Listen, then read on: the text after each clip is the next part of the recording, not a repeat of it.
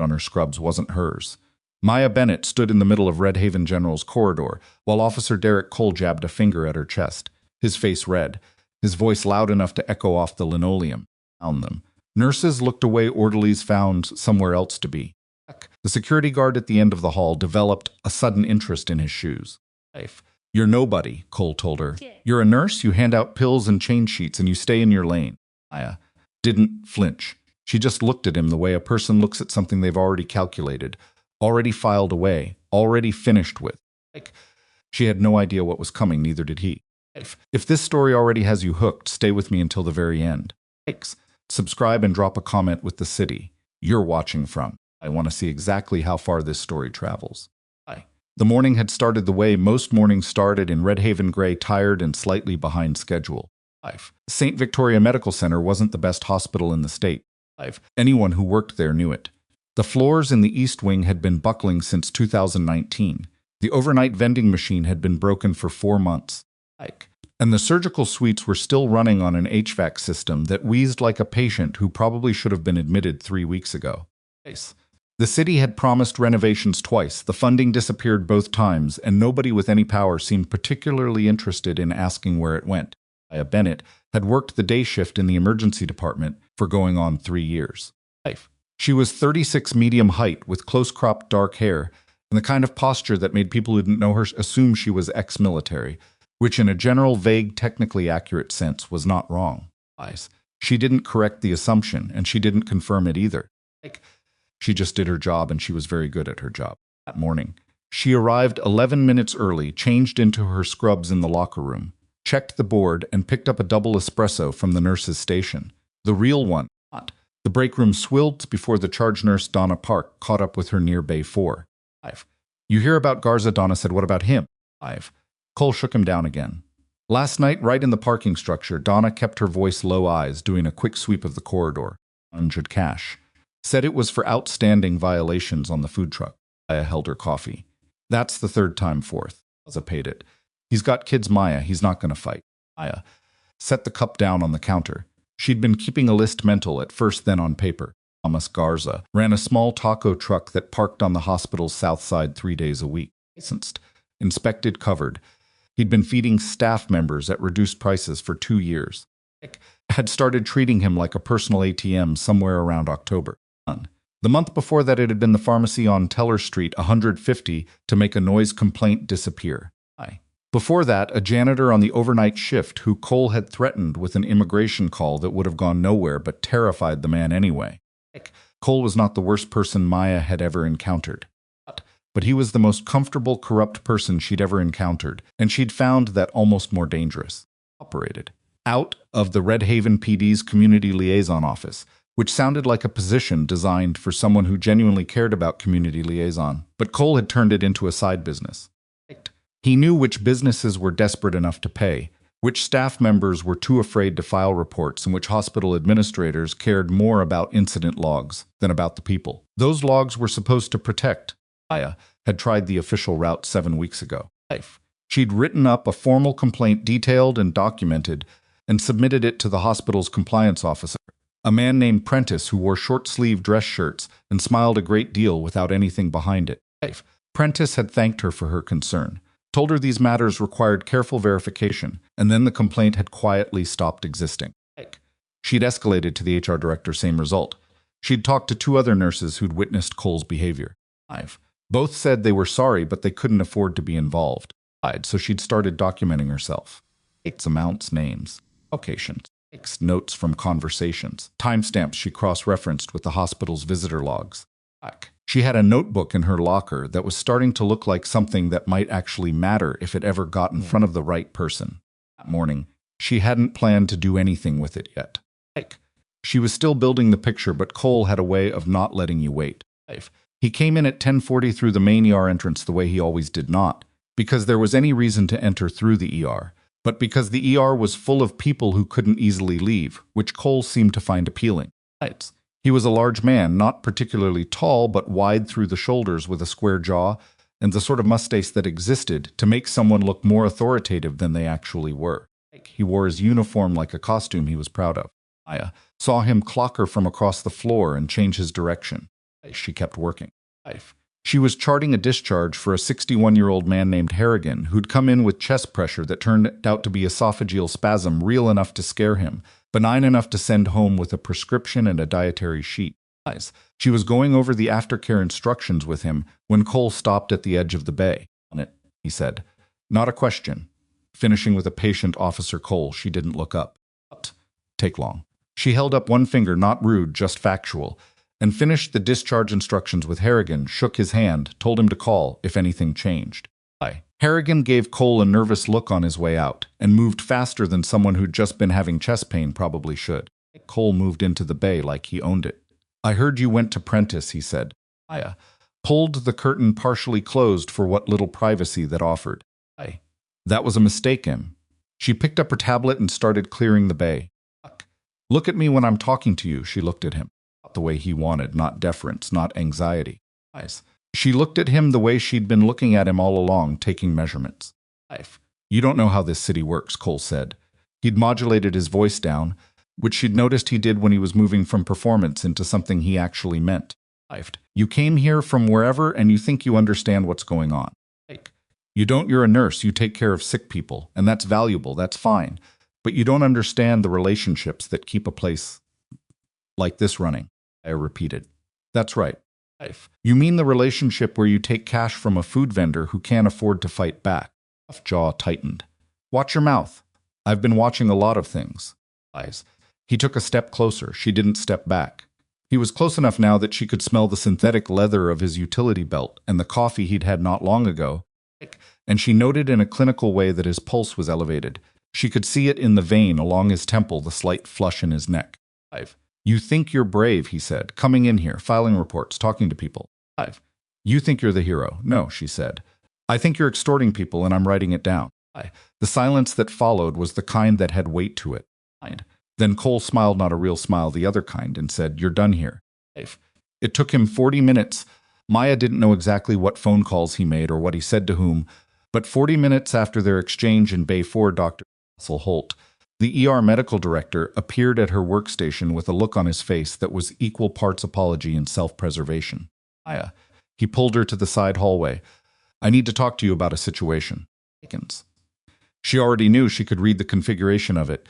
His posture, his eyes, the way he was holding his tablet against his chest like a shield. "Administrative leave," he said, effective immediately. "There are concerns that have been raised about you. The compliance office has flagged." He stuttered again. "This comes from above me." "How far above you?" "How far above you, Russell?" He looked at the floor. "There's going to be a review. You'll have the chance to." "I've been documenting Cole's extortion for 7 weeks," she said. I gave Prentice a formal complaint. "I can give you specifics, dates, amounts, witnesses." I have a notebook in my locker with "I can't hear this right now." "Why not?" "Because if I hear it, I'm obligated to act on it, and I've been told very specifically not to act on anything until the review is complete, and the review is being coordinated by..." He stopped himself again. "By who?" Maya said. Holt looked genuinely miserable. He was a decent doctor and probably a decent person, and she didn't hate him for this. She just noted it. "I'm sorry," he said. "You have 20 minutes to collect personal items." She held his gaze for a moment. Then she nodded. Cole was waiting near the main entrance when she came out with her bag. He'd positioned himself casually against the wall, arms crossed, watching the exit the way someone watches something they arranged. Maya walked past him. "Bennett." She didn't stop. "You made this harder than it needed to be," he said, following a few steps. "That's on you." She pushed through the main doors into the parking lot. Outside, the November air was sharp and the sky had the flat white color of a day that couldn't decide whether to storm. She walked to her car, a gray 2017 Civic, with a cracked driver's side mirror, and put her bag in the trunk. Her hands were steady. Her breathing was even. She sat behind the wheel for about 30 seconds. Then she took out her phone and made a call. It rang twice. The person who answered said nothing at first, just the particular quality of a secure line opening. "It's me," in a careful voice. "We heard you'd gone civilian." "I have," she said, "but I'm going to need a small favor."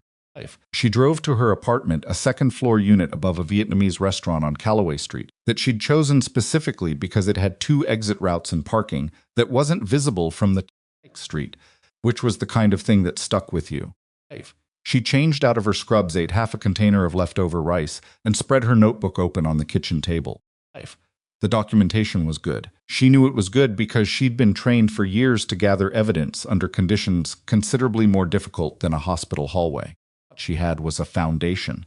What she needed was corroboration that couldn't be dismissed, denied, or quietly buried by whoever Holt had meant when he said this came from above him. She started making calls, careful ones, people she trusted for specific, discrete reasons. The first was a woman named Farida Osi, who had worked as a federal compliance attorney before she'd moved to Red Haven and opened a private practice nobody important paid much attention to, which was, of course, the point.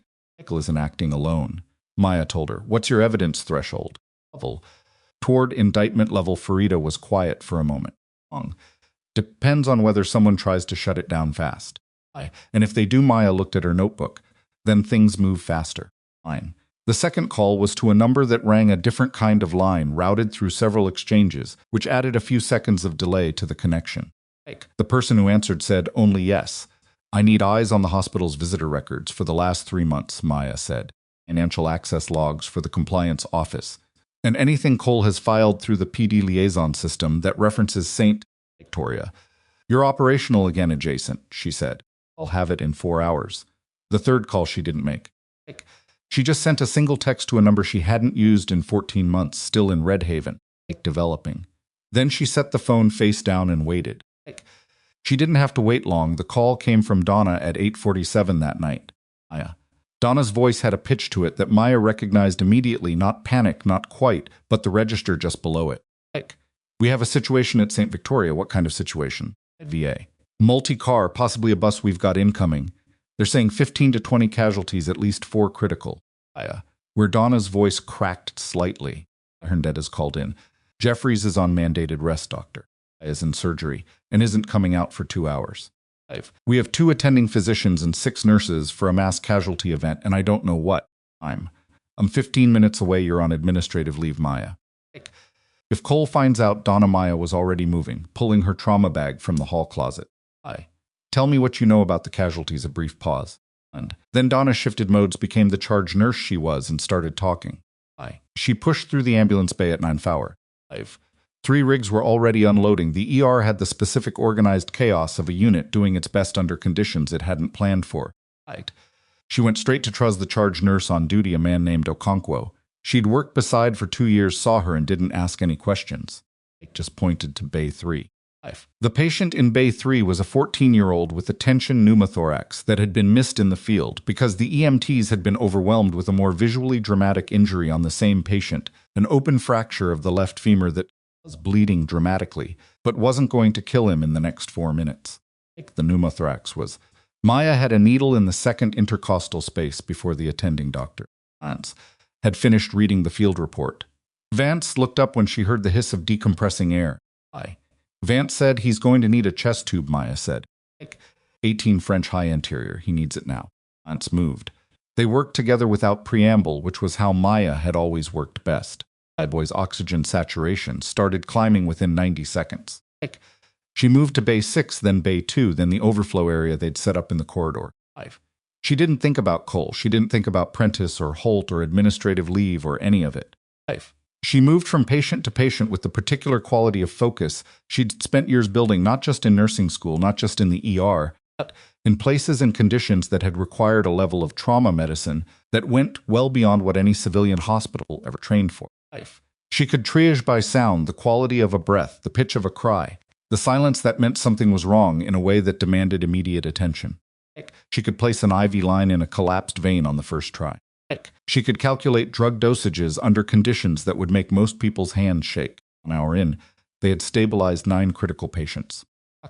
Was still loud, still crowded, still running on caffeine and adrenaline and professionalism, but the worst of it was being managed. That was when Derek Cole walked through the ambulance bay doors. He saw her before she saw him. She heard him first. His voice, that performance register, he used in public spaces, saying something to one of the techs near the entrance. Then she felt the shift in the room, the slight collective tensing that happened when people recognized someone with authority and weren't sure which direction it was going to come from. She was gloved-gowned, working a secondary assessment on a 40-something woman with a probable splenic laceration when Cole appeared at the edge of her peripheral vision. On it. She kept working. "Bennett, you were suspended." You need to leave this facility right now. Dr. Vance appeared from behind Cole's left shoulder. Officer Cole, we have a mass casualty event in progress. We needed additional personnel. She's on administrative leave. Cole's voice was carrying now. Other staff were looking. Patients were looking. She is not authorized to be on these premises. Vance said, we have critical patients who are alive right now because she was here. That's not my problem. She needs to leave. Maya finished the secondary assessment and addressed the patient Mrs. 47 former middle school teacher, who was scared and in pain and looking at this argument happening over her body with an expression that broke somewhere between confused and resigned. You're going to be okay, Maya told her. The laceration is manageable. Dr. Vance is going to take good care of you. You're going to be okay. Don't go, she whispered. Maya gently removed her hand. She straightened, stripped her gloves, and turned to face Cole. Had gone about 60% quiet. The parts of it that could get quiet had gotten quiet. I'm going to finish with these patients, she said to Cole, loudly, not aggressively, just as a statement of fact. Fuck out now, or I have you removed. Then you'll have to remove me, she said, because I have 4 patients who need follow-up in the next 30 minutes, and I'm not going to walk away from them. Huck's face went through several shades. He reached for his radio. That was when they heard it. The sound was distinctive, a specific mechanical rumble that people who had spent time near them learned to recognize before they were visible. Heavy vehicles, multiple moving with coordinated purpose. The windows at the front of the ER had a view of the parking lot, and through them in the rain that had started while no one was paying attention, a series of black vehicles were pulling in. Not cruisers, not civilian. The kind of vehicles that carried a specific kind of personnel. Someone near the entrance said the doors opened. There were 6 of them, all in tactical gear, no visible insignia on their chests. They moved into the ER with the particular quality of people who had assessed the space before entering, quick, quiet, purposeful eyes, sweeping the room in a pattern that was not random. In front was a woman, late 40s, with close cropped gray at her temples and the bearing of someone who had given orders in instances where a wrong order had consequences that couldn't be undone. She swept the room twice and then found what she was looking for. She found Maya. Cole had his radio halfway to his mouth. Moved. Nobody in the room had moved. The woman walked across the ER floor with 8 sets of eyes on her and stopped 2 feet from Cole. She looked at him the way you look at something that is in your way. Away from her, she said. Cole's mouth opened. Nothing came out. The woman looked past him at Maya. Something complicated moved through her expression, recognition, relief. Something that might have been guilt. She said quietly. We thought you were gone. And Maya Bennett, bloodied at the sleeve where a patient had grabbed her, standing under fluorescent lights in a hospital that had just tried to expel her, surrounded by patients and staff, and one very confused, corrupt police officer looked at this woman who had just called her ma'am and felt something shift in her chest that she wasn't sure what to call. No, she said, I've been here. Cole's hand, still holding the radio, had started to shake. Who was still shaking when the woman whose name Maya knew was Colonel Diane Warwick. She hadn't spoken it aloud and wouldn't turn to face him with the particular quality of stillness that came from decades of being the most dangerous person in any given room without needing anyone to know it. Officer Warwick said. And the word had weight in it. Up volume. I'll just wait. A kind that pressed down. Fine. I'm going to need you to holster your radio, step back from this bay, and wait outside the main entrance until someone comes to speak with you. Cole, I don't know who you are, but this is a Red Haven PD matter. That isn't, Warwick said. She's on administrative suspension. She doesn't have authorization to... Officer. Warwick took 1 step closer to him. A small involuntary step that he probably didn't even register, but that everyone else in the ER did. I won't say this more than once. Step back. Wait outside. Someone will be with you shortly. The ER was a held breath. Cole looked at Maya. He looked at Warwick. He looked at the 5 other tactical personnel positioned at various around the floor, none of them threatening, none of them drawing attention to themselves, just present in the way that mountains are present as facts that don't require your opinion. He stepped back. He walked to the main entrance with a gait that was trying very hard to look like a man who had chosen to do this, and not like a man who had just been reduced to his component parts in front of 20 witnesses. He pushed through the doors into the rain. Warwick turned to Dr. Huntz. What's your most critical outstanding patient? Bay 7, TBI GC as of 9. We're waiting on CT, but our scanner is backed up 40 minutes. We have a portable neurodiagnostic unit in Vehicle 2, Warwick said. I'll have it brought in. Who's managing? Vance looked at Maya. Maya was already moving toward Bay 7. The boy in Bay 7 was 11 years old. His name was Marco, and he had been in the back seat of his mother's car when the accident happened, and his mother was 3 bays away with a fractured clavicle and lacerations, asking every few minutes about her son in a voice that was doing everything it could to stay on the right side of coherent. Maya ran the assessment. The portable unit Warwick's team brought in was military grade, significantly better than what St. Victoria owned, and it gave them a clean image in 8 minutes instead of 40. The bleed was small, subdural, and in a location that was being adequately managed by the interventions already in place. He needed monitoring, not surgery. That was the difference between a very bad night and a catastrophic one, and Maya let out a breath she'd been carrying since she'd first seen his pupils. She stepped out of Bay 7 and found Warwick waiting in the corridor. He's stable, Maya said. Good. Warwick paused. The trolled expression she'd been wearing for the last 20 minutes shifted slightly, just slightly, into something more human. You look tired. It's been a day. I heard Warwick glance down the hallway. 18 months off the grid, Maya. We had people looking. I wasn't hiding, Maya said. I was working nursing. Yes. Warwick studied her. There was no judgment in it, not exactly. More like the particular look of someone who had known a person in one context for a long time and was adjusting to seeing them in another. Take the situation here, she said. How deep does it go? Maya leaned against the wall. She was tired. She wasn't going to pretend otherwise, at least not to Warwick, who could read physical state in people with clinical precision and would have seen through pretense in about 4 seconds. Cole is the mechanism, she said, but he's not the machine. In hospital, compliance is taking direction from somewhere. The administrative suspension happened in 40 minutes, which means someone with decision-making authority over Holt moved fast. Cole doesn't have that kind of reach on his own political city council. Maybe possibly the mayor's office. I don't have the connection documented yet, but you will. I looked at her. Yes, Warwick was quiet for a moment. We're not here to run an operation for you. You know that command protocol? I know the protocol, Maya said. I'm not asking for an operation. I'm asking for the documentation I requested this afternoon, which I'll use to make a case through appropriate civilian channels. Ose is already involved, Ose. Something like approval moved through Warwick's expression. Choice. I've been known to make them. Warwick almost smiled. The team will stay for 48 hours. Logistics cover. Nothing visible. She straightened slightly, but Maya, if it goes past city level, get to that, Maya said. Warwick held her gaze a moment longer. Oh, she said, I don't suppose it will. He came back inside at midnight. Maya had expected it. She'd watched him through the ER entrance windows while she worked. He'd spent an hour in the rain making phone calls, shoulders hunched, pacing the short distance between 2 parked vehicles in a pattern that spoke of escalating agitation. She couldn't hear the calls. She didn't need to. She knew what he was doing.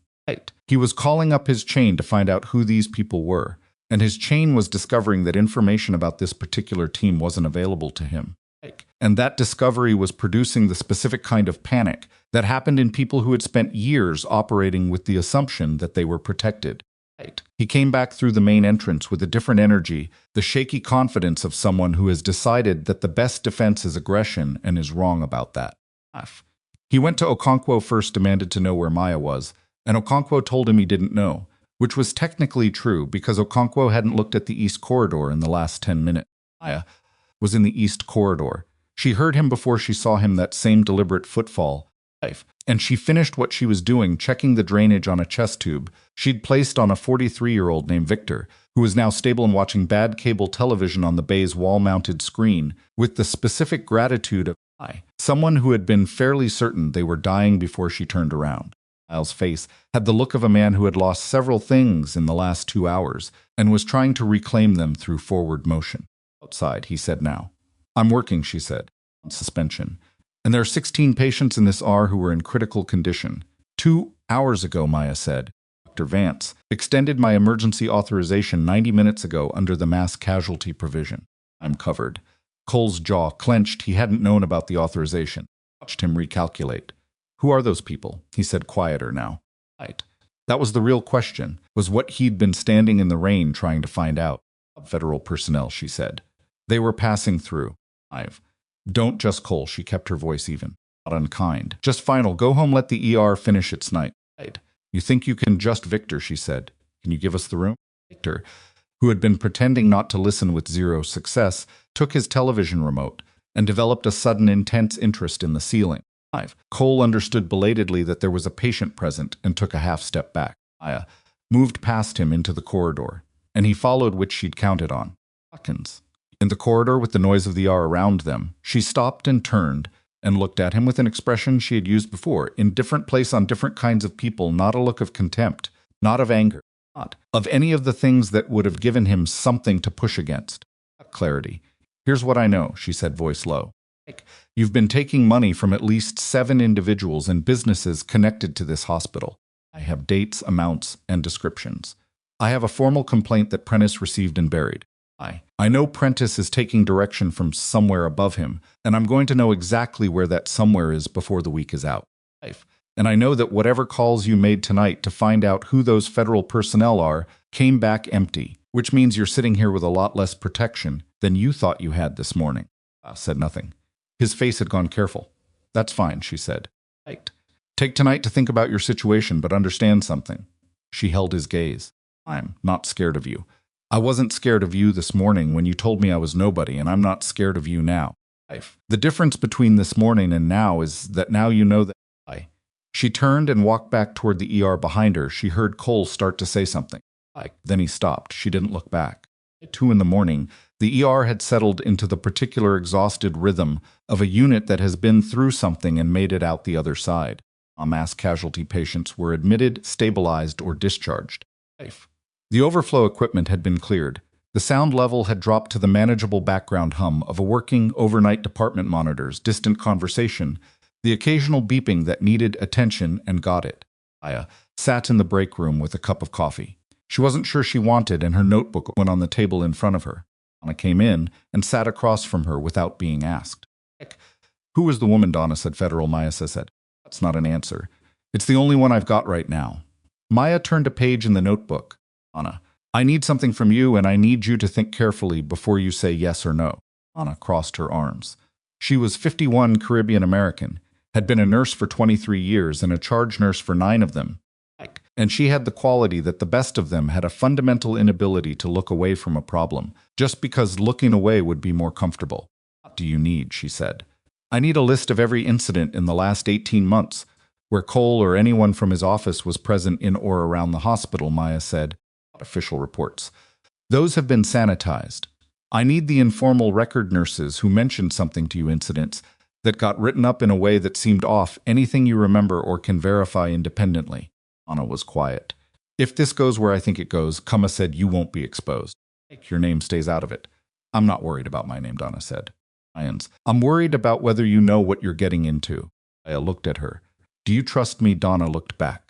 I trusted you the first week. You walked into this ER and you talked down a man who just punched 2 of my nurses and was about to go for a 3rd. You didn't raise your voice. You didn't call security. You just said something to him and he sat down. She paused. I've been wondering about that for 3 years. Maya said nothing. I'll get you the list, Donna said. It's going to take a couple days. No, thank you. Donna stood, then paused at the door. The woman who came in tonight, she called you ma'am. Yes, Maya said. You're 36. Yes, Donna looked at her for a long moment with the expression of someone who has revised their understanding of a person and is deciding how much they want to push on that revision. Okay. And left. The documentation arrived at 4A. A secure transfer to a device. Warwick's team had left with her a compact drive that required a specific key sequence she'd used in a previous life. She sat at her kitchen table in the gray pre-dawn quiet and went through it. What she found was worse than she'd anticipated, which was saying something, because she'd anticipated it being bad. Cole's liaison office had filed 340 documented interactions with St. Victoria Medical Center in the past 22 months. Of those, 340 had been initiated by Cole or his direct reports. 11 had any legitimate public safety basis that she could identify. The financial records were partial. They always were at this stage, but what she had showed cash deposits into an account she could trace back to a shell company registered in the name of a woman who didn't appear to exist. The company had a listed address that turned out to be a mail forwarding service. The forwarding service's client records were sealed, but there was an associated phone number, and that number had been used to call the Red Haven City Council's administrative office 7 times in the past nuisance area. Yes. She stared at that last piece of information for a long time. 5. The shell company wasn't coal, was too unsophisticated for a shell company. Lions. Someone had set it up for him, which meant someone was managing his operation, taking a percentage, and providing him with the institutional cover that made the complaints go nowhere. 5. She pulled out a fresh page in her notebook and started drawing the connections. 8. She worked until 6. By then, she had a rough architecture Cole at the operational level, Prentice as the institutional suppressor, and somewhere above both of them, a connection to city administration that she didn't have a name for yet. 8. She also had a growing suspicion about the timing of her suspension. 40 minutes, Holt had said. Faster than institutional bureaucracy normally moved, which meant whoever had pulled that trigger had been watching and waiting for an excuse, which meant someone above Cole knew she'd been documenting, which meant she needed to move faster than she'd planned. 5. She texted Farida to meet today if possible. Findings. Let's have a city-level component. The response came in 4 minutes, 11 a.m. by office. Bring everything. She set an alarm for 8:30, lay down on the couch with her notebook still on the table, and was asleep in approximately 90 seconds. Farida Osi's office was on the 4th floor of a building on Market Street that housed 2 other law practices and a financial advisory firm that Maya was fairly sure was legitimate. The waiting area had 3 plants, and a receptionist named George, who had once told Maya during her second visit that Farida was the most methodical person he'd ever worked for. She said in the tone of someone who found this both admirable and slightly exhausting. Maya spread everything on the conference table. Documents, the notebook, the printout she'd made from the secure drive. Farida sat across from her in reading glasses and said nothing for 45 minutes while she went through all of it. Then she set down the last page and took off her glasses and looked at Maya. Company, she said. I know that's not coal. That's organizational. Yes. If the city council connection holds, I'll hold. Maya said, I just don't have the name yet. Farida tapped the table. She was 53, Ghanaian American. With a shaved head and reading glasses, she kept losing and finding, and she had the quality that the best attorneys had, which was that she thought in structures, architectures of consequence, rather than in individual facts. She was looking at this the same way Maya had laid it out, not as a collection of incidents, but as a system. If we take this to federal, Farida said, they'll want the council connection before they'll move. They won't go on coal alone. Coal is small. How long to get the name? Maybe less, Maya said. One is going to make a move before then. Ferda looked at her over the table. Coal, or whoever's above Coal, Maya said. Once they know the federal team was at the hospital last night, they'll know I have backing. That changes their calculus. They'll either go quiet and try to wait it out, or they'll go aggressive and try to shut it down before it gets documented properly. Which do you think Maya thought about Cole's face in the rain? She thought about the 40-minute suspension and whoever had moved fast enough to make that happen. She said. Farida nodded slowly. Then we need to accelerate. I have a list. Coming inside the hospital staff-level documentation of incidents. Primal record. How very when 2 days. Farida put her glasses back on and started writing. I'm going to reach out to the federal field office today. Formal contact. Just warming the connection. When you're ready to move, I want the door already open. That works, Maya said. She was gathering her papers when Farida said, without looking up the military personnel last night. You're not going to tell me about that, are you? No, Maya said. Okay, Farida said, still writing. That's fine. She was 2 blocks from Farida's building when the car pulled up. Sedan city plates, moving at a speed that wasn't quite aggressive, but was deliberate in a way that wasn't accidental.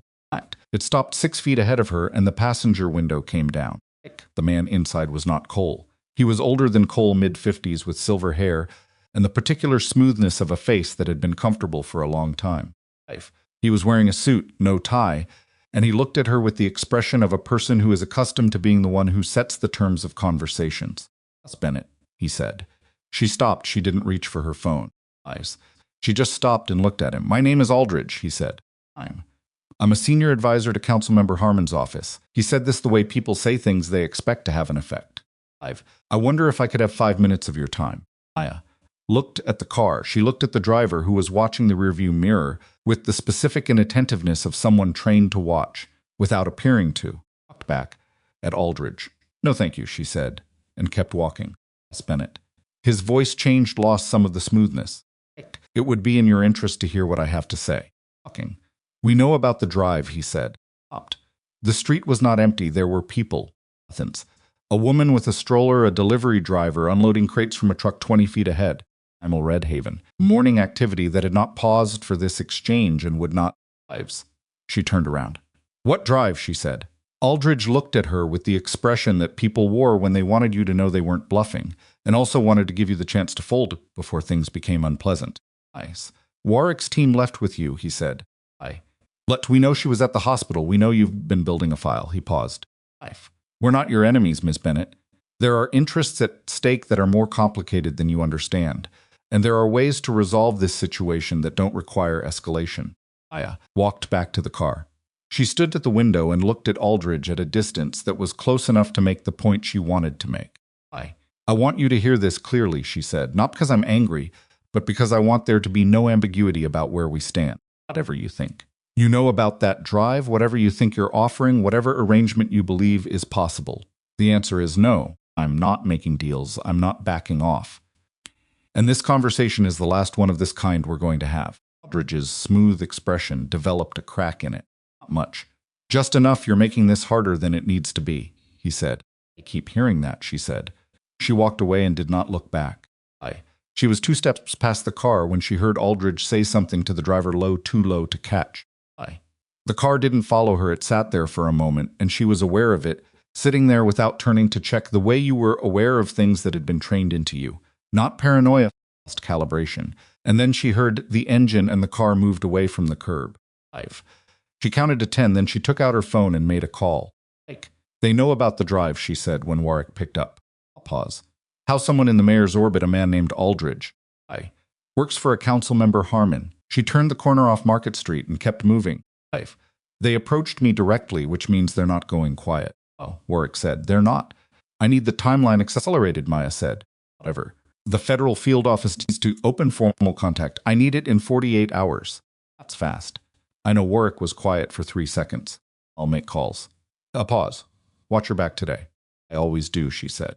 Lines. She pocketed the phone and kept walking.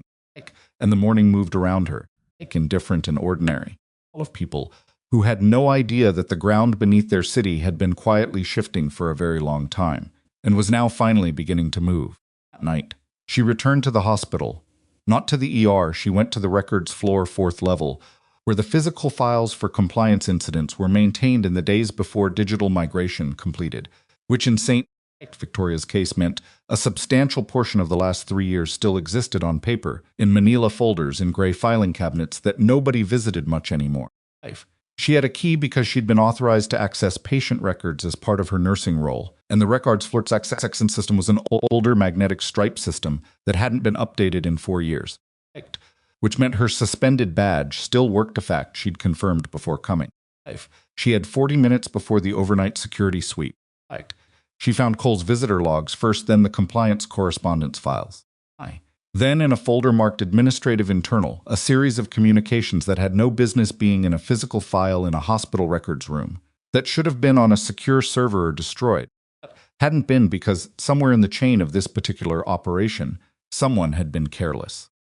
The communications were between Prentice and an email address she didn't recognize. The content referenced specific dates, specific amounts, and a term that appeared repeatedly, Harmon's margin. She photographed every page. She was replacing the folder when she heard the elevator, the security sweep that came from the north stairwell, and she had 17 minutes still. This was the elevator, the one that served this floor, and it wasn't supposed to have traffic at this hour from any authorized source she was aware of. She moved to the window alcove behind the reference shelves. She didn't running with sound, and sound was information she didn't want to give. The elevator opened. She heard 2 sets of footsteps. She heard a voice she didn't know saying something about making sure it was all of it. She heard a second voice closer, as with an edge of tension in it, saying they needed to move fast. She stayed very still in the alcove and listened to the sound of filing cabinets opening. They were here for the same files she'd just photographed. They were here to destroy them, and she was 40 feet away in the dark, with photographs of every document they were about to make disappear, listening to the sound of people who were about to realize that they were too late. One of them pulled a drawer out too hard, and it hit the floor with a crack that echoed in the quiet floor, and the sexid said, "Keep it down," in a tone that was trying to be a whisper and wasn't quite getting there. Maya stayed still. She had pressed herself into the alcove behind the reference shelves, an old wooden unit, solid floor to ceiling, that held binders of decommissioned protocol manuals nobody had opened in years. The alcove was deep enough to stand in without being visible from the main aisle, if you didn't move and didn't produce light. And she wasn't moving. Off. Her phone was face down in her jacket pocket, screen brightness zeroed out, and she was breathing through her nose in the slow, controlled way that she had learned in conditions where breathing wrong had consequences you couldn't undo. The two men she'd resolved from the footsteps and the angle of their voices that they were both male, one larger than the other. The larger one to her left near the H-M drawer bank. The smaller one working the far end near the window were moving through the cabinets with a purpose that wasn't random. They knew what they were looking for. They had a list, probably, or at minimum a section. The sounds were systematic. Cover open. Papers shifting. Cover closed. Open.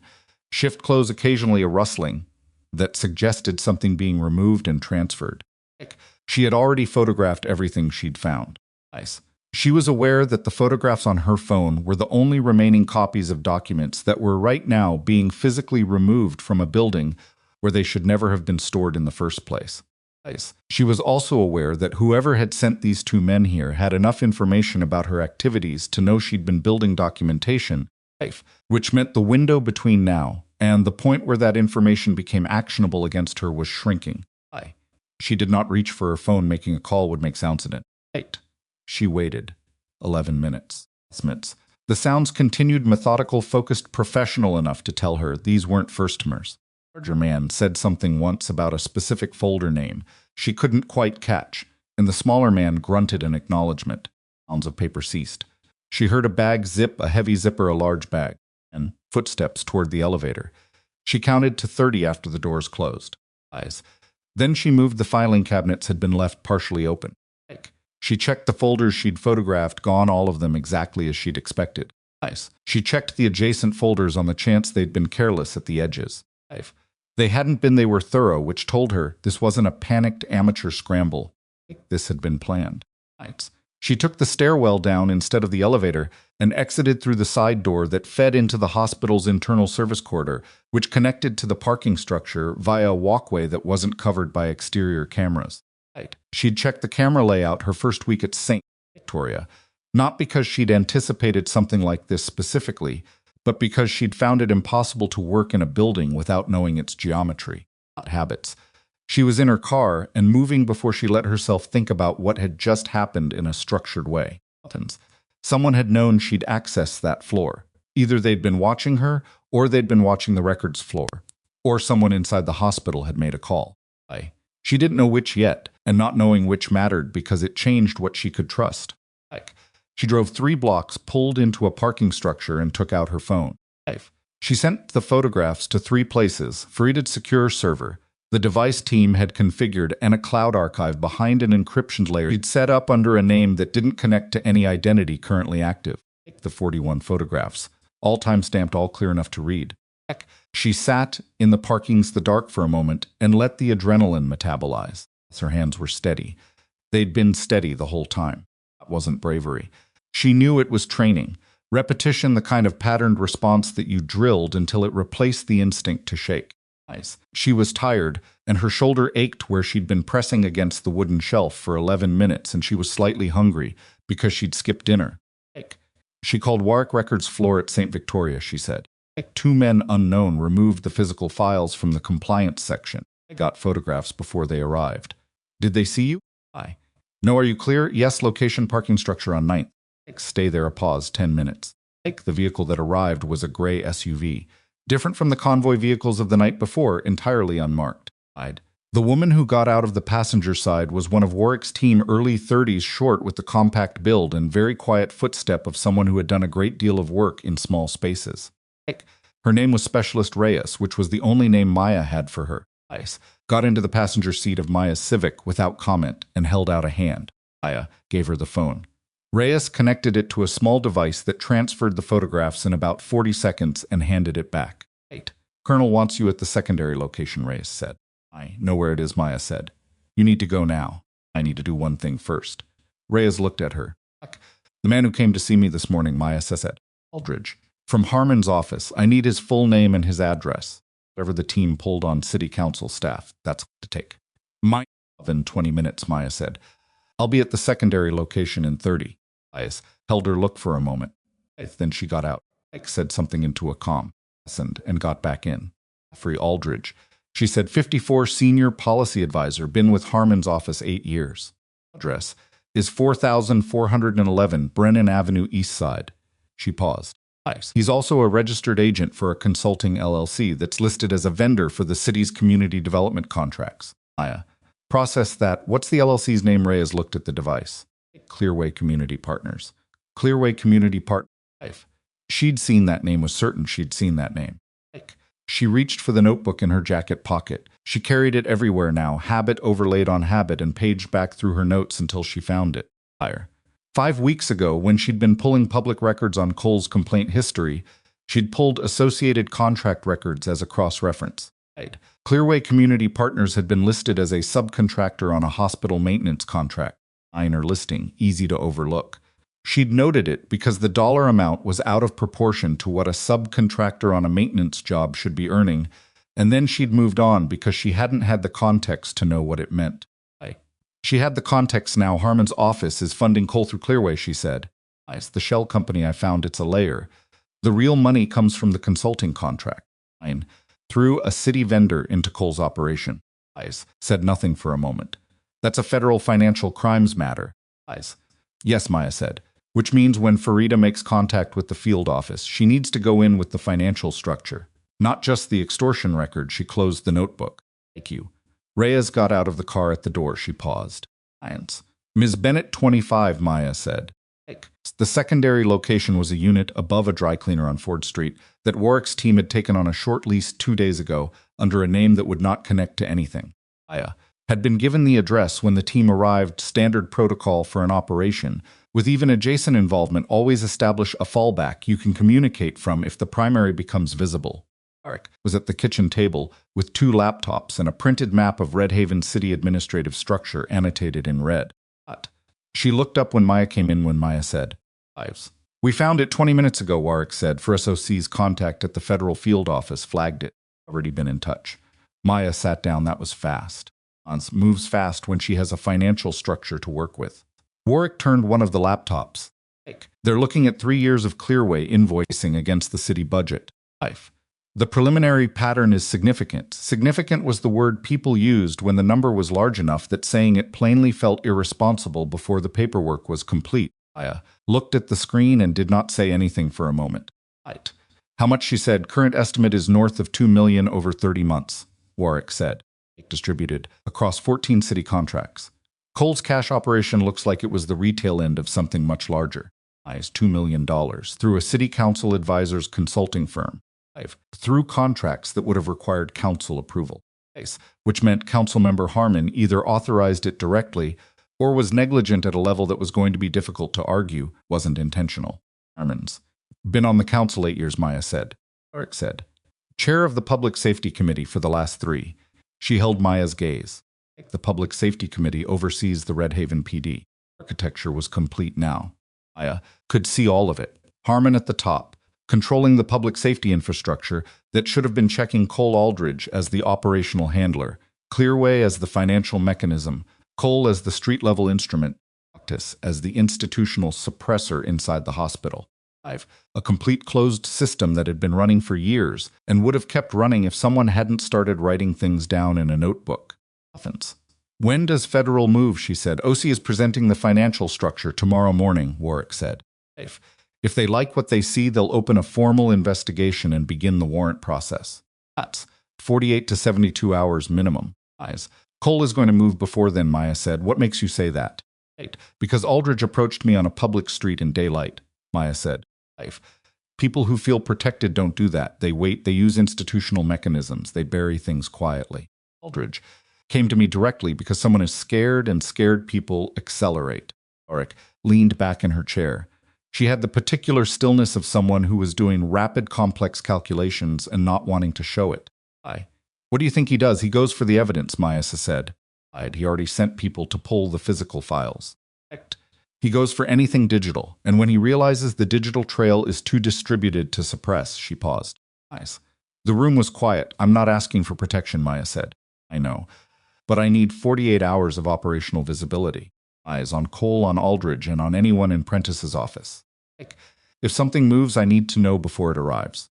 I can do 24, Warwick said. Beyond that, I need a clearance I don't currently have for domestic surveillance. 24. We'll cover the federal contact, Maya said. After that, OC owns it. She went home at 3 in the morning and slept 4 hours, which was enough. She'd trained herself for adequate sleep in inadequate conditions years ago, and while she was aware that the long-term accounting on that particular habit was not great, the short-term function was reliable. She woke at 7, showered, made actual food, eggs and toast, and the last of a container of orange juice, and sat at her kitchen table with the notebook and all her documentation spread in front of her. She spent 2 hours building the presentation that Farida would take to the federal field office. Not just evidence. Evidence arranged as a narrative, which was different. Science told you facts. Evidence arranged told you a story, and stories were what moved investigations from consideration to action. She knew this from the other side of it, from years of writing field reports that had to function as both factual record and persuasive document. You gave them the what first, then the how, then the why. And you never let the significance of a piece of information go unstated, because you could never assume the reader was going to take the inferential step you hadn't spelled out. 9. She had 22 pages. She sent them to Farida. Called back in 8 minutes. This is clean work, she said. Enough. It will be a pause. There's something else, Maya. The field office contact agent named Suarez, Vince Suarez, Financial Crimes.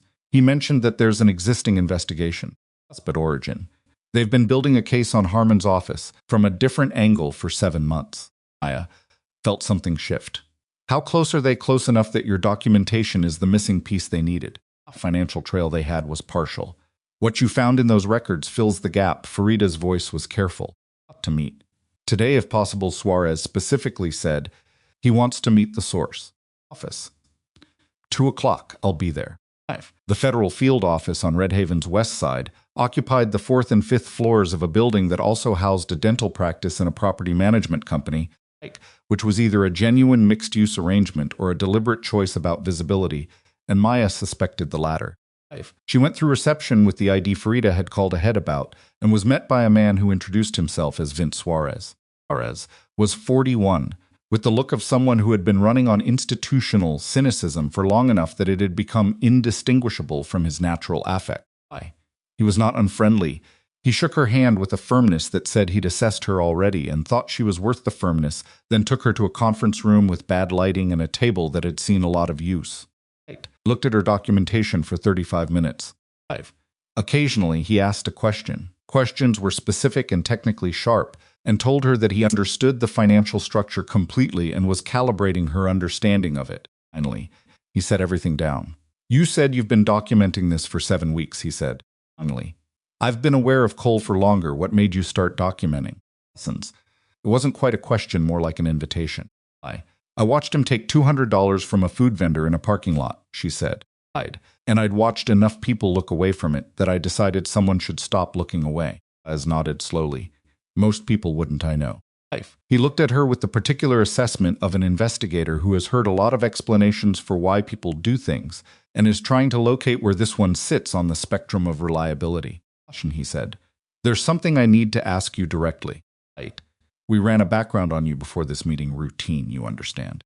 Of course the background hits a wall, he said. Specifically, anything prior to about 4 years ago is either sealed or redirects to a classified file that we don't have clearance for. He paused. That's not a common profile for a civilian nurse. I held his gaze. No, it isn't. Are you going to tell me what's behind it? Not today, she said. What I'll tell you is that my background has no bearing on the integrity of this evidence. Every piece of documentation I've brought you is independently verifiable. The financial structure, the communications, the clear way invoicing, none of that depends on who I am. Suarez considered this fair point, he said. Though I'll tell you honestly, it makes my job easier if I understand who I'm working with. I understand, Maya said. And when this is over, I'll sit down with you and answer your questions. But right now what I need to know is whether you have enough to move. Suarez was quiet for a long moment. He tapped the stack of documents once. Warrants within 48 hours, he said. She was in the elevator going down when her phone buzzed. Anna. A text, not a call. Donna only called when it was urgent, which meant a text from Donna at 3:40 in the afternoon was something she'd thought about before sending. Left the building an hour ago with a box of files. And out. Building security is acting weird. Cole's partner, Officer Reyes, has been in the lobby since noon. I stared at the text. Reyes. Not Specialist Reyes from Warwick's team. A different one, Cole's patrol partner. A man named Travis Reyes, she'd seen in the hospital twice before, was in the lobby. That meant Cole knew she'd been at the field office. Either Aldridge had eyes on the federal building, which was possible, or someone inside the field office had made a call, which was a different and worse kind of problem. She typed back to Donna, "Don't go near Prentice's office. Don't let anyone in, I'll explain later." She was crossing the lobby when Warwick's voice came through the earpiece she'd put in before leaving for the meeting. "We have a problem," Warwick said. "I know Cole's partner is at the hospital." "That's not the problem." A pause. "Cole is at your apartment." Maya stopped walking in the middle of the lobby. "Building super. Let him in 40 minutes ago," Warwick said. Aimed. It was a welfare check. She made herself keep moving out through the revolving doors. To the afternoon air on the West Side Street, with its ordinary traffic and ordinary people who had no idea that a police officer was currently inside her apartment for the purpose of finding whatever he could find and probably destroying whatever he found. "He's not going to find anything," she said. "Everything sensitive left the apartment before I went to Farida yesterday." "I know." But Maya Warwick paused, which was unusual for her. Not alone. "There's a second individual, plainclothes. We ran the plate on the car. It's registered to Security Consulting Company with 3 employees. 2 of the 3 have priors for intimidation and assault." She absorbed this. Cole had brought someone to her apartment who was not a police officer. Someone who did the kind of work that Cole himself couldn't officially do. "They're not there to find evidence," she said. "No," Warwick said. "We don't think so either." The street noise moved around her. Stopped at the corner. A woman walked past with a coffee and a headset, and the uncomplicated posture of someone whose afternoon had not just acquired this particular dimension. "Options," Maya said. "We can have 2 people there in 12 minutes, Warwick said. "But if we go visible, it burns our presence in Red Haven before Suarez has his warrants." "Go visible," Maya said immediately. "Not yet." "Then you don't go back to the apartment." "I'm not going to the apartment." She was thinking, walking, routing. "I need Cole to move away from it on his own. If he thinks I'm not coming back tonight, he leaves." "I'm coming back. He waits," Warwick said. "The other man waits," Maya said, "and Cole establishes an alibi somewhere else." The calculation was unpleasant but clear. "I need 48 hours for Suarez to move," she said. "I just need to stay visible and reachable and not give them an opportunity until then." "Where are you going to be?" "The hospital," she said. "It's the one place Cole can't touch me right now without witnesses." She turned toward the bus stop. "I have patients who could use the company." She was on the bus heading east when Warwick's voice came through again, quieter now. "There's one more thing," Warwick said. "The second individual in your apartment. One from the security company." "What about him?" "We pulled his employment history before the consulting company. Prior to 2019, he worked as a civilian contractor for the Red Haven PD's Evidence Management Unit." His hand tightened on the rail. "He knows how evidence rooms work," Warwick said. "He knows chain of custody protocols. He knows how to remove things in ways that look procedurally clean." She thought about the 41 photographs on 3 separate servers. She thought about Suarez and his 48 hours. She thought about Prentice leaving the hospital with a box of files while Cole's partner stood in the lobby, and about Aldridge in his black sedan telling her she didn't understand the interests at stake, and about a $2 million financial structure that had been running for 3 years through a city that was supposed to be protecting its people. "And they're going to try to clear the chain before the warrants," she said. "Yes," Warwick said. "That's what we think." The bus moved through the Red Haven afternoon, past the taco truck on the south side of the hospital that was still there, still open, Tomas Garza's operation running because he couldn't afford to close. Because $200 at a time was the cost of staying in business in a city where the wrong people had decided to run things their way. "Then we don't let them," Maya said. She got off the bus at the hospital's main stop and walked through the parking lot in the cooling late afternoon air and was nearly at the ambulance bay entrance when the door opened from the inside. Prentice stood there. He was not carrying his box of files anymore. He looked at her with the expression of a man who had been waiting in a specific location because someone had told him she was coming, and that expression contained something she hadn't seen in it before, Not the bureaucratic smoothness he'd worn during the complaint process, not the careful non-commitment he'd used when she'd escalated. What she saw now was the look of a man who had made a series of decisions over a long period of time and had just arrived at the moment where those decisions became real. Had a phone in his hand, and the call that was open on it was not yet ended. Behind him, just visible through the gap of the opening door, was Derek Cole. The phone in Prentice's hand was still connected to something, and Maya's first thought, clinical automatic, was that this was deliberate. He was transmitting whatever happened in the next 60 seconds, was being heard by someone on the other end of that call, and that someone was almost certainly Aldridge. And Aldridge was almost certainly hoping that what he'd hear would be the sound of a situation being contained. Maya didn't move toward the door. She stopped 2 feet from it and looked at Prentice with the same measuring expression she'd been wearing for 3 years in this building, the one that people here had mistaken for passivity. "Mr. Prentice," she said. Prentice's jaw worked. Behind him, Cole had moved into her sightline fully now, not aggressive. Not yet, but positioned in the way that people position themselves when they wanted you to know the geometry had changed.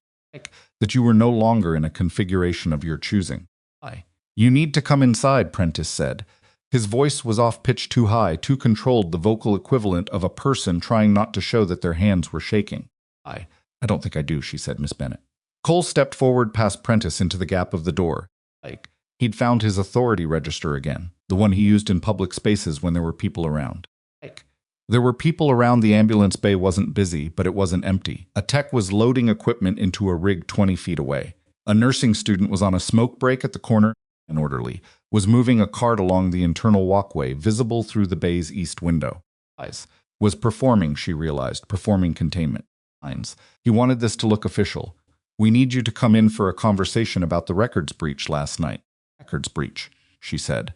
"The 4th floor was accessed after hours using a badge that had been suspended," he said. "I have you on camera." This was, she calculated, in about 2 seconds, either true or a bluff.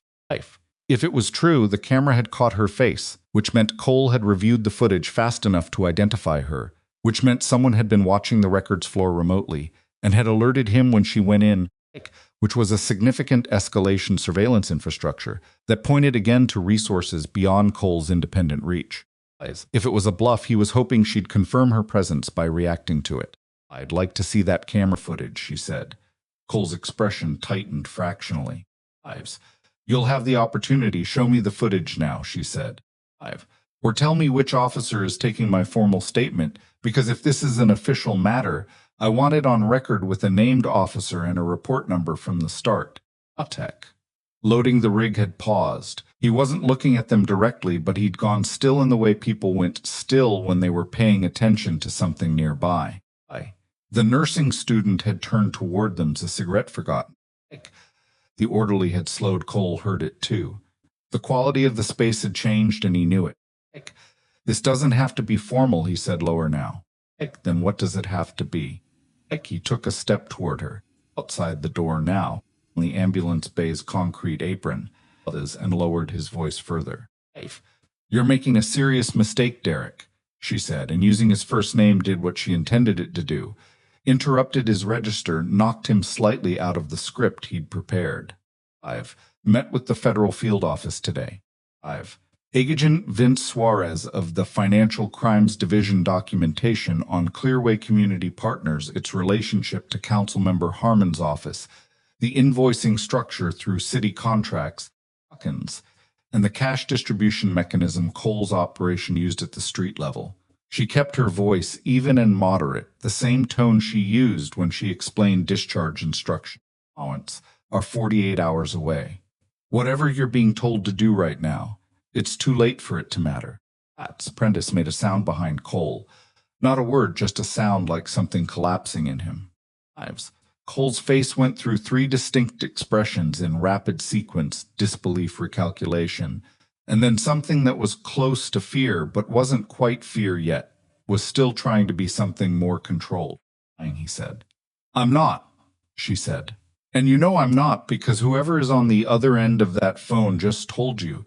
They heard me say Suarez's name, and they're running it right now. And in about 4 minutes, they're going to confirm that Vince Suarez is a real agent, and that I was in the field office this afternoon." Prentice lowered the phone slowly. His face had the gray, settled quality of a man who had just watched an exit door close. Up. Hang it up, he said, Derek. Hang it up. Prentice ended the call. Maya looked at both of them, standing there in the ambulance bay entrance, the hospital's light making the concrete look washed out and stark. And she thought that this was the moment that looked least like what people expected justice to look like. No courtroom, no dramatic confrontation with cameras rolling. Just two men and a suspended nurse in a parking bay at 4:15 in the afternoon with the sound of the city moving around them. Home. She said, get a lawyer. Don't destroy anything else. She walked past them through the door. She went to the ER because there was nowhere else she wanted to be, and because the work steadied her in a way that sitting in the secondary location with Warwick's maps and laptops couldn't. Akano saw her come and looked at her face and pointed at Bay 9. 68-year-old with a diabetic ulcer that's been ignored for 3 weeks, he said. A family finally brought her in. She's been asking for someone to talk to her like a person. Maya washed her hands and went to Bay 9. The woman's name was Ruth Gallagher, and she was small and sharp-eyed and had the kind of dignity that came from having been through things. And she looked at Maya when she came in with an assessment that probably took about 3 seconds to complete. You've had a day, Ruth said. I have, Maya said. Let me see your foot. The ulcer was a stage 3, deeper than it should have been allowed to get, surrounded by tissue that was managing, but not well. Maya debrided and dressed it with the focus she always brought to the work, and Ruth asked questions about the healing process with the specific precision of a woman who was done being managed and wanted actual information. Keep it? Ruth said. The foot? Yes, if we manage this aggressively from here. Yes, Maya said. It's going to take time, and it's going to require you to do exactly what we tell you with the dressing changes. But the vascularization is better than it looks. Past the point of managing this. Ruth looked at her foot, then at Maya. Last doctor I saw told me to elevate it and come back in a month. That was bad advice, Maya said. Ruth almost smiled. I appreciate you saying that plainly. It's the only way I know how to say things, Maya said. Right. She stayed with Ruth longer than was strictly necessary, finished the dressing, explained the wound care protocol in detail, answered 3 follow-up questions, and made sure the admission paperwork flagged for a diabetic care specialist consult in the morning. Right. When she came out of Bay 9, she felt marginally more like herself than she had standing on the ambulance bay apron watching Cole's face do its arithmetic. Donna found her at the nurse's station.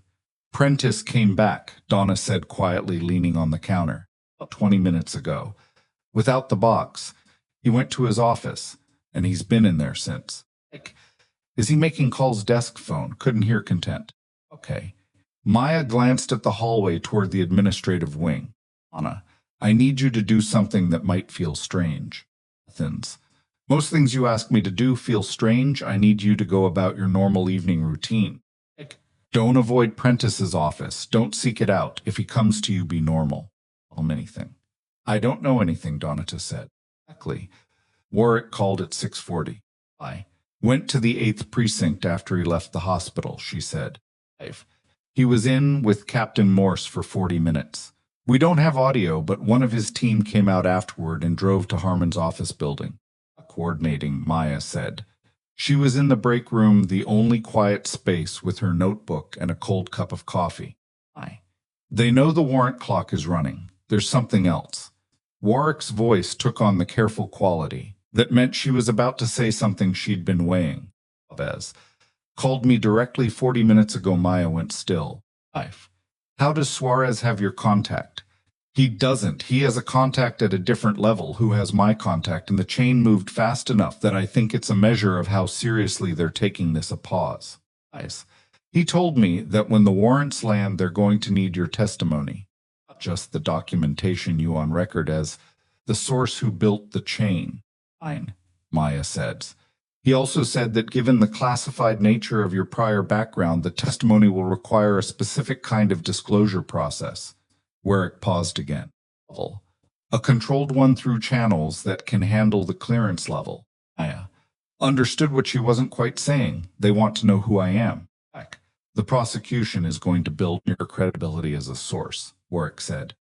If Harmon's defense goes after your background and the prosecution can't speak to it, they need to be able to speak to it. This was the part she'd known was coming, and had been, if she was honest with herself, the part she'd been pushing past every time it rose toward the surface. She'd spent 4 years building a life that was small and manageable, and hers in a building on Calloway Street above a Vietnamese restaurant, doing work that was honest and hard and saved people in ways she could see directly.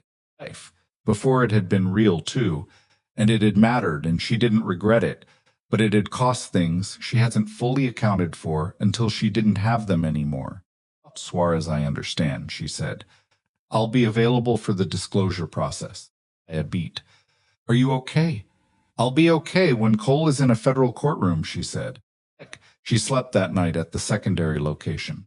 Ice gave her a sleeping bag and a corner of the floor that was warmer than the rest, and she lay there with the city outside doing its nighttime things and thought about the shape of the next 48 hours. Warrants were the fixed point. Everything between now and then was about keeping the evidence intact and keeping herself intact, and not giving Cole or Aldridge or whoever was sitting with Captain Morse doing their own arithmetic anything they could move on before the clock ran out. She woke at 5 before anyone else in the unit was moving, and spent an hour writing out a clean chronological account of everything from her first documented observation of Cole to the moment she'd watched Prentice lower his phone on the ambulance bay apron. That's time specifics. She wrote it in the style of a field report, because that was the style she wrote best, and because Suarez had been an agent long enough that he would recognize the structure and understand what it meant about who had written it. She sent it to Frida at 6:15. Frida called at 6:40. This is the cleanest thing you've given me, she said. I had time to think. The field office wants to move the warrant timeline up, Frida said. Suarez is concerned about evidence destruction. He's aware of what happened in the records room. How is he aware? I told him. Frida said the photographs you sent were time-stamped. Files were there before midnight and gone after. That's documented destruction of potentially relevant records, which changes the urgency calculus for a federal judge. A pause. He thinks he can have warrants by end of business today. Today, 12 hours, maybe 14. Does Cole know? Maya said. He shouldn't. But Maya, with Harmon's office involved, there's a real question about whether anyone at the precinct level has a contact in the federal office. Maya said, yes. I've been thinking about that. Suarez says his team is clean, or his team may be clean, Maya said. That's not the same as the connection between his team and anyone above his team being clean. Silence. What do you want to do? Move everything important off any channel that touches Harmon's political network, Maya said. That means the warrant application goes through the field office's supervisor directly to the judge, no routing through the city's liaison office or the DA's office, because the DA's office has contract relationships with 3 of Harmon's committee's funding streams, and I'm not willing to assume that's not a problem. Ida was quiet for a moment. I'll call Suarez, she said. You should know, Maya, that the more I understand about how deep this goes, the more I think you were very lucky to have started documenting when you did. I don't believe in luck, Maya said. I know, Frida said. I'm saying it anyway. She was back at the hospital by 9, reinstated on a provisional basis by Dr. Holt, who had called her that morning with a manner that was equal parts institutional and genuinely apologetic, and who had said, without her asking, that he believed the administrative leave had been improper, and that he was correcting it pending the outcome of the review. She'd thanked him. She hadn't told him the review was about to become significantly less relevant than what Suarez was preparing to execute. The morning in the ER was busy in the ordinary way. Flu cases, a construction accident involving a table saw and 3 fingers that would require a hand surgeon.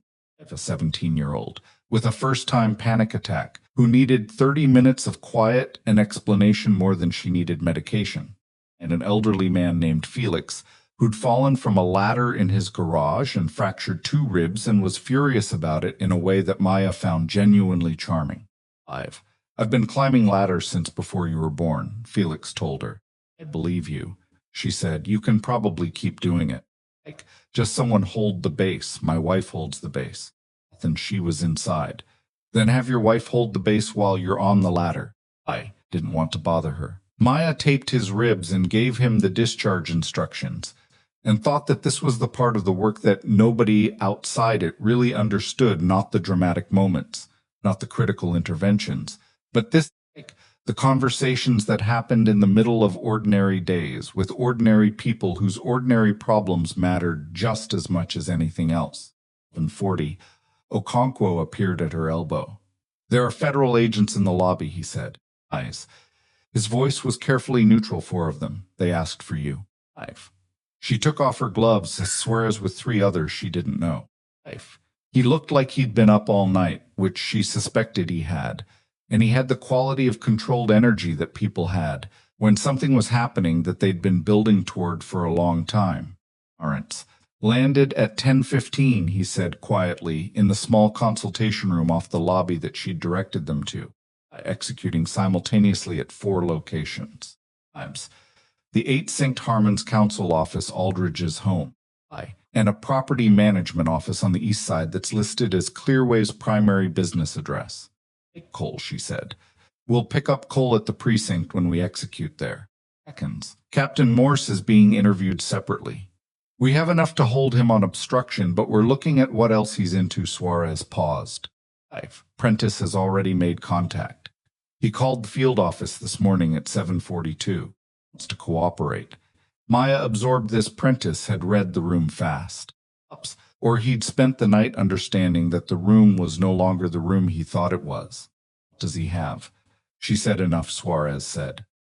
He's got communication records showing direct instruction from Aldridge going back 22 months, including explicit direction to suppress your complaint. It was explicit, documented, not inferable, not circumstantial, explicit instruction to bury the record of what Cole was doing, reaching from Harmon's senior advisor directly into the hospital's compliance function, traceable and on record.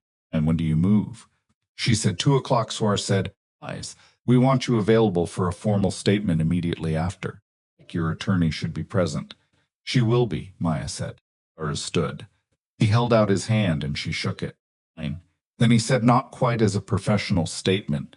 For what it's worth, people who see what you saw don't do what you did. I have. Most people don't have the documentation skills I have, she said. He looked at her with the same careful assessment he'd used in the conference room the day before. No, he said, slow as they don't. She went back to work. There was no good reason to do anything else for the next 2 hours, and she wasn't the type to wait in a corner doing nothing, and the ER was still the ER and had no interest in accommodating anyone's personal dramatic timeline. She sutured a laceration on a 40-year-old restaurant worker who'd put a knife through his palm, monitored the ribs case for a final discharge clearance, checked in on Ruth Gallagher, who'd been admitted overnight and was reading a mystery novel with the calm of a woman who had decided to treat a hospital bed as a peculiar vacation. 53. She took off her gloves, washed her hands, and told Okonkwo she had something to attend to. She was in the lobby when it started. She didn't see the precinct execution that was across the city, but she heard the radio traffic through Warwick's channel, which Reyes had enabled on a second device that morning. Precinct tree, Cole in the break room, not at his desk, which meant someone had told him to wait somewhere low visibility, possibly Morse. The federal agents reaching the break room at 2:04. A brief unintelligible exchange that ended in the words hands where I can see them, and then silence. She closed her eyes for exactly 3 seconds. Then she opened them and walked to where Farida was waiting near the main entrance, briefcase in hand, reading glasses on, completely composed. For yes, Maya said. The formal statement took 3 hours at the field office and was the least dramatic part of any of it. A conference room, a recorder, and a colleague taking turns asking questions, while Farida sat beside Maya and occasionally stopped a question that was too broad or outside the warrant's scope. Maya answered everything they asked with the same directness she brought to everything. Embellish, she didn't minimize. She stated what she'd seen, what she'd documented, when and how. At one point, Suarez's colleague asked about the military personnel at the hospital, and Farida said simply, "That line of questioning is outside the scope of this investigation," and Suarez nodded without pushing it. At 4:40, Suarez told her they were done for the day. She walked out of the federal building with Farida into the early November evening, the air cold and smelling like rain that hadn't arrived yet, and stood on the sidewalk for a moment. She said in custody, Farida said. Aldridge was picked up at his home at 2:17, apparently in the process of destroying a laptop. She said this with the flat precision of someone stating a fact that spoke for itself. The hard drive was partially damaged. Forensics is working on it. Harmon. Not yet. Harmon is still a subject, not a defendant. They have the financial structure. They have Prentice's testimony. They have Aldridge. Taking it to Harmon directly is going to take another cycle. Farida paused. Maya Aldridge is going to cooperate. A man who gets caught destroying evidence understands that he has one viable option, and it isn't silence. Maya nodded. How long before Harmon is formally charged? Weeks. Months. These things don't move fast. Farida looked at her. But they move, that's what matters. A city bus went by on the cross street. A couple walked past arguing about something domestic and small. The street lights were coming on in the particular way they did in November, earlier than you expected. About the hospital, Maya said. Holt is already in contact with the State Health Oversight Board, Farida said.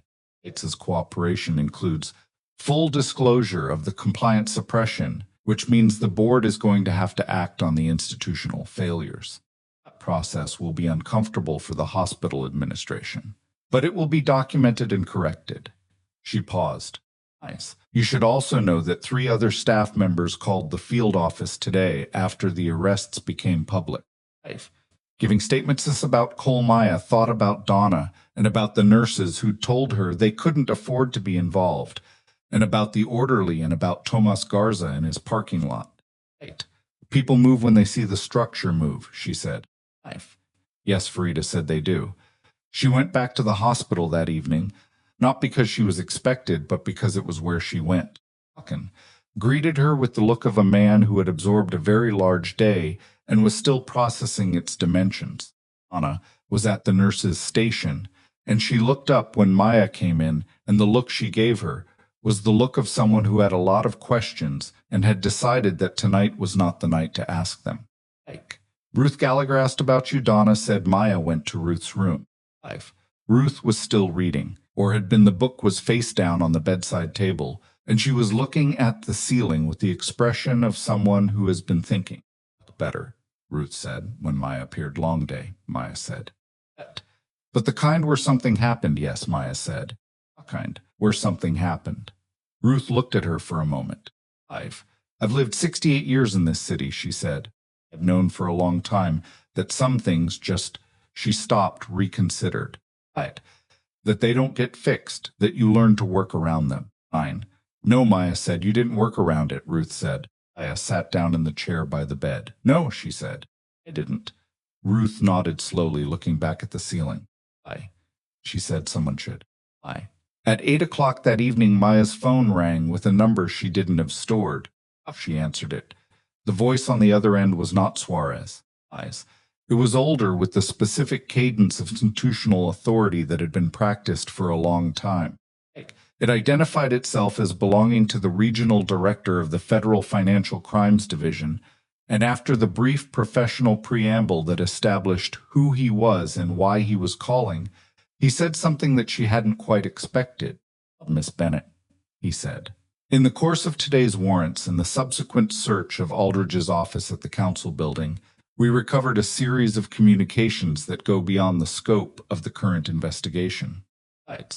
She waited specifically, he said, communications referencing a class Federal Joint Task Force operation from 5 years ago. Operation in which we believe you were a participant operating under a designation we currently don't have clearance to discuss on this line. She was very still. The communication suggests, he said carefully, that Councilmember Harmon has been in contact with individuals who have access to your classified service record, and that those individuals have been in contact over the past 18 months with a foreign intelligence interest that we are currently in the process of identifying. The hospital corridor outside Ruth's room was quiet. Somewhere down the hall, a monitor beeped its steady count. Ruth was watching her from the bed, with the careful observation of a woman who knew something had just shifted and was giving her space for it. Are you telling me, Maya said slowly, that this is bigger than Harmon? Science. I'm telling you, the regional director said. What began as a city-level corruption case has acquired a dimension that's going to require a conversations at an entrance level significantly above what Agent Suarez has been operating at. A pause. And I'm telling you that we think that dimension has been present from the beginning. That someone with access to your background has been involved in this situation from before you ever submitted that first complaint. Aya closed her eyes. She thought about Aldridge on the street in the daylight, knowing about the drive. She thought about how fast her suspension had moved. She thought about a 40-minute timeline and what kind of architecture you needed to produce it. She thought about the fact that she had spent 7 weeks believing she was documenting a corrupt cop in a struggling city, and understanding now that the reason it had felt larger than Cole from the beginning was because it had been all need. Colonel Warwick present, she said. We've already contacted her, the regional director said. She's expecting your call, the line ended. Maya sat for a moment in the chair by Ruth's bed, phone in her hand, the hospital moving around her with its ordinary sounds, and felt the weight of what the next day was going to require settle over her, like something she'd been carrying before she even knew she'd picked it up. Ruth said nothing. She just reached over and turned her book right side up, finding her page, and let the silence be what it was. Maya stood, pocketed her phone, and walked back into the corridor toward whatever was coming. Warwick picked up on the first ring. I know, she said before Maya could speak. The regional director called me 6 minutes ago. Fine. Then you know what it means. I know what it might mean, Warwick said, with the precision of someone who had spent a career distinguishing between those two things. An intelligence contact with someone who has access to your service record is a serious allegation that requires careful verification before we treat it as established fact. Aldridge knew about the drive, Maya said. She was moving down the hospital corridor, voice low, heading toward the exit, because this was not a conversation for a building where sound traveled. He knew within hours of the team giving it to me. That's not a leak at the city level. Officials don't have access to that kind of operational information. I fed it to him. Yes, Warwick said. I've been thinking about that since November 9th. Since the night you came to the hospital. Yes, a pause. I didn't say anything because I wasn't certain, and I'm not in the habit of raising flags on uncertainty. Aya pushed through the side exit into the cold. The rain had come in while she was with Ruth, and the parking lot had that particular gloss to it, wet asphalt reflecting the overhead lights in orange smears, up under the overhang. Who has access to my file, she said. At the level. Required to know about the drive, the team's physical presence, the asset transfer. Warwick was careful. Within the command structure, 8 people. Outside it, there are 3 individuals with historical read access to your complete service record who are no longer active duty. One of them is currently working as a civilian defense contractor, is retired in Arizona, and hasn't made a relevant contact in 4 years. She stopped Warwick. One retired from active service 14 months ago and went into government consulting, Warwick said. His client list includes a federal infrastructure advisor group that holds a service contract with Red Haven City Administration. It came off the overhang in a thin curtain at Maya's right. Across the parking lot, a man was loading something into a car, moving fast against the weather, completely unaware of the conversation happening 40 feet away. Maya said Holloway. Warwick said former Major Daniel Holloway. He was the intelligence integration officer on your classified detail in 2019. He had full read access to your background during the mission, and a standing security clearance that wasn't revoked on separation, because the separation was classified as routine. Was it routine? No, Warwick said it wasn't. But the paperwork said it was, and nobody looked harder at it because Holloway had a clean record and there was no flag at the time. stood in the cold and thought about a man she hadn't seen in 5 years, a man she'd worked alongside in conditions that were supposed to create trust by necessity, and felt the particular cold that wasn't the weather. Is the regional director moving on him, she said. That's what the clearance level conversation is about, Warwick said. This isn't just financial crimes anymore. If Holloway was feeding operational information to a foreign intelligence interest, and that interest was using it through Harmon and Aldridge to run a suppression operation against you, she paused. Somebody decided you specifically were a problem. And that decision was made a long time before you submitted a complaint to Prentice. Maya had been calculating since the regional director's words landed, and now the calculation completed itself in a way that was not comfortable but was at least clear. She had not stumbled into a corrupt cop life. She had been living for an unknown period inside a perimeter that someone had built around her not to harm her immediately, but to contain her, to ensure that when she eventually did what people like her eventually did, which was notice something wrong and refuse to look away from it, the infrastructure was already in place to suppress it. Corruption was real. Cole's extortion was real. Armin's financial scheme was real. But the speed of the response to her complaint, the institutional precision of the suppression that had not been Cole working alone, it had been a system that was already watching her, already prepared. They didn't expect me to have the documentation skills I have, she said. No, Warwick said. I don't think they did, or the contacts. Oh. She looked out at the rain and made a decision that she recognized as the kind you don't reconsider, because reconsidering it would be a way of being afraid. I want to be in that clearance level conversation, she said. Tomorrow. Whatever room they're meeting in, I'm in it. I'll arrange it, Warwick said. Maya, get some sleep. I will, she said. She didn't entirely, but she got enough. The meeting was at 7 in the morning in a federal facility that wasn't the field office, a more deliberate building on the north side of the city, with the particular anonymity of places that didn't advertise their function. Cass Moreno was there in person.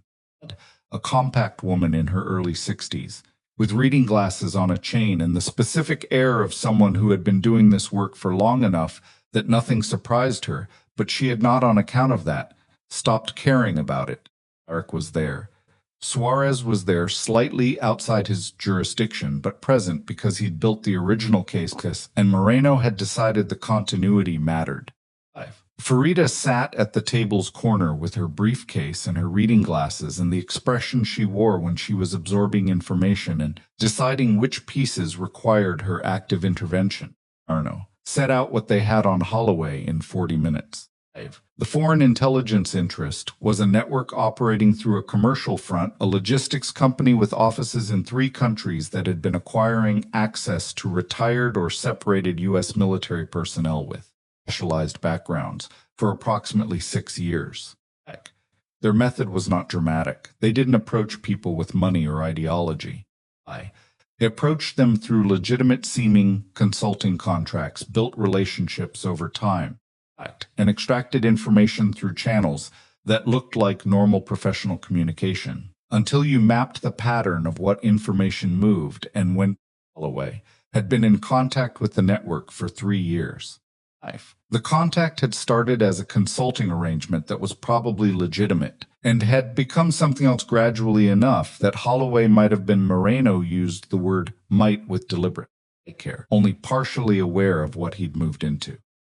The specific information he'd provided about Maya's background had moved through the network's commercial front to a U.S. side intermediary, and that intermediary's contact list included a financial consulting firm whose partner had a documented relationship with Harmon's office going back 4 years. It was not a direct line, it never was. These things moved through layers that were designed to make the originating connection deniable at every step. The layers were mappable now, and mapping them had required exactly the combination of assets that had come together in the last 72 hours. Maya's ground-level documentation, Prentice's cooperation, Aldridge, his partially recovered hard drive, and the existing investigation that Suarez's team had been building independently for 7 months that contained the financial network side of it without knowing what it was connected to. When Moreno finished, the room was quiet for a moment. Then Maya said, I want to know if Holloway knew what would happen to me. Ano looked at her steadily. We don't believe he specifically directed any action against you, she said. We believe he provided background information that was used by others to make operational decisions. Whether he understood the use those decisions would be put to, she paused. That's what the investigation will determine. And in the meantime, Holloway was contacted by counterintelligence at 6 this morning, Moreno said, operating. Something moved through Maya that she didn't have a clean name for. Relief. Not quite. Something more complicated, the feeling of a thing that has been a weight resolving into a form you can at least see clearly, which was different from the weight being gone. What does cooperation from Holloway mean for Harmon, she said. It means the connection between the network's U.S. side operations and the council office becomes documentable, Moreno said. Harmon is going to be charged. The timeline is weeks, not months. She walked out of the federal facility into a morning that was cold and clear, the rain from the night, before having left the city with the washed quality of something that had been through something and was still standing. Buckrick walked out with her, and they stood on the front steps for a moment in the way that people stood when they'd been in the same room for something significant, and the air outside felt different from the air inside. You knew before last night that something was off, Maya said. I suspected. Warwick said, from the speed of your suspension. From Aldridge knowing about the drive, she looked out at the street. I've been running surveillance operations for 18 years. Speed and precision at that level in response to a civilian complaint told me there was architecture beneath it. You should have told me yes, Warwick said. I should have, she said it plainly without qualifier or excuse, which was why Maya had always respected her. I was waiting for confirmation before I put a hypothesis in your head that might have changed how you moved. Retrospect. That was the wrong call in retrospect, Maya said. I'm sorry, Warwick said. It was such a simple sentence from a woman who did not say simple sentences easily, and Maya received it the way it was meant. Okay, she said. The weeks that followed moved at the pace of institutional processes, which was not fast but was, as Farida had said, relentless. Amin was formally charged 31 days after the initial warrants. The charging document was 47 pages and covered conspiracy, bribery, abuse of public trust, and financial fraud. Aldridge, who had spent the intervening time cooperating with everything Moreno's office, asked of him with the focused energy of a man who had done the arithmetic on his situation, and arrived at the only viable answer, was charged separately, and his plea arrangement was filed within the week. His case moved faster. He had fewer layers to hide behind, and the evidence against him was the most direct body camera footage from his own department that he hadn't known was being preserved by a server backup system that the precinct's IT manager, a quiet woman named Dara Whitfield, who had been alarmed by Cole's behavior for 2 years and had made a procedural decision she'd never told anyone about, had been running since the previous year. Whitfield came forward after the arrests and provided 16 months of backup footage that had been created under a standard data retention protocol Cole had apparently not known was active. Footage of shakedowns, footage of Cole's partner, Travis Reyes, standing lookout. Footage of Cole on his phone making calls during incidents that should have been in his official log but weren't. When Farida showed Maya a transcript excerpt from one of the backup recordings, Cole's voice matter-of-fact, talking to someone on the phone about the hospital's compliance office, and using the phrase, keep her complaint buried. Maya read it twice, and then set it down on Farida's conference table and looked out the window for a moment. Okay, Farida said. I'm okay, she said. She stopped. 7 weeks. I spent building that documentation, worrying about whether it was enough, whether anyone would take it seriously. She looked back at the transcript. He was talking about it like it was just a task. It was a task to him, Farida said. That's the thing about people who do this, they're not dramatic about it. They just maintain until they can't anymore, Maya said. Until they can't anymore, Farida agreed. Cole entered a guilty plea in the federal case 4 months later. The plea covered extortion under color of authority, obstruction of justice, and conspiracy. Vis Reyes pleaded separately on reduced charges in exchange for testimony. Captain Morse of the 8th Precinct was charged with obstruction and conduct unbecoming and was suspended without pay pending trial. The Red Haven PD's Public Safety Committee, the one that Harmon had chaired, was placed under independent oversight, and an outside investigator was brought in to review 3 years of community liaison activity. The federal sentencing for Cole came on a Tuesday morning in March. Maya didn't attend. She heard about it from Farida, who texted a single line at 11:47, 14 years, federal no parole for the first 8. Yes. 4 years it's done. Maya was in the middle of a shift when the text arrived. She read it standing at the nurse's station, then pocketed her phone and went back to the patient she'd been charting. Anna appeared at her elbow an hour later. "I heard," she said. "Files." Maya said, "In this building it does." Donna paused. How do you feel?" Maya considered honestly, which was the only way she knew how to consider things. "I want to finish this chart and go check on the kid in Bay 4, she said. "Maybe tonight I'll feel something more about it." But right now, she looked at the chart. Right now there's work. Anna looked at her for a moment with the particular expression she'd been giving Maya for 3 years, the one that was always slightly recalibrating. "Okay," she said. "Bay 4. He's been asking for you." Hospital changed more slowly than the criminal cases, because institutions always did, but it changed. Ictus resigned in January, before his cooperation agreement was finalized. A letter of resignation submitted on a Thursday afternoon that said nothing specific and everything implied. A compliance office was restructured, and an external compliance director was brought in, a woman named Aurelie Tran, who had spent 12 years in hospital ethics administration, and who on her first day held a staff meeting and said, direct language, that the compliance function existed to protect patients and staff from institutional harm, and that if anyone had concerns they were afraid to raise, they could raise them directly to her, and she would treat those concerns as actionable until proven otherwise. Maya attended that meeting.